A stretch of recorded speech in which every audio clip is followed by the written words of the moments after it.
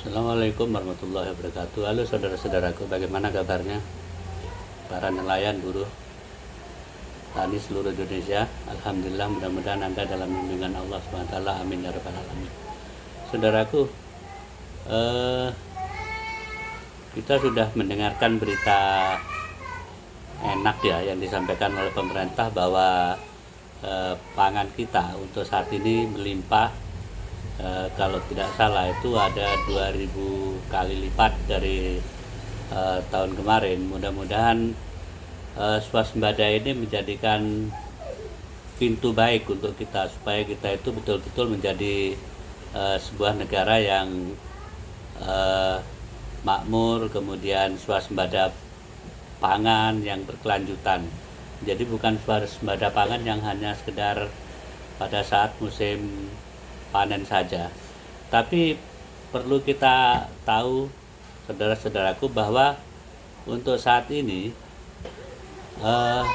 pemerintah sebetulnya masih belum siap untuk menampung semua hasil pertanian yang dihasilkan oleh para petani Indonesia sendiri, sehingga ada beberapa tempat itu pembelian gabah itu di bawah standar yang ditentukan oleh pemerintah. Jadi ini saran saya Pak Mentan, mungkin bisa kita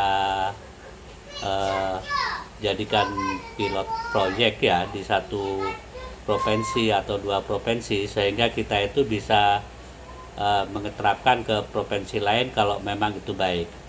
Ini permasalahannya yang terjadi sebetulnya di penampungan untuk hasil pertanian itu sendiri Pak yang kurang.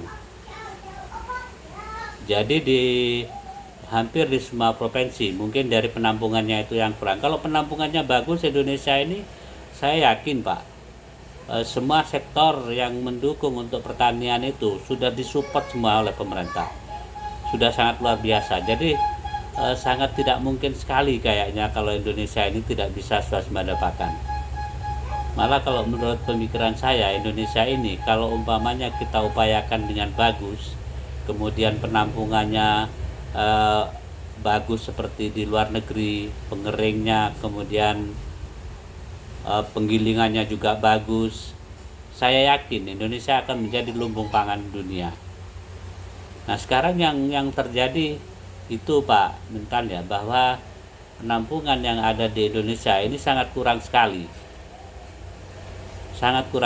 sehingga masih terjadi di mana-mana tempat pembelian gabah yang harusnya 6.500 itu di bawah itu Pak. Ya itu sudah wajar Pak, karena dari Bulog sendiri tidak bisa menampung hasil pertanian petani yang ada di wilayahnya. Mereka harus menjual ke tengkulak, dan tengkulak pun harus mencari untung. Tidak mungkin dia akan kerja bakti seperti yang diharapkan kita, tidak.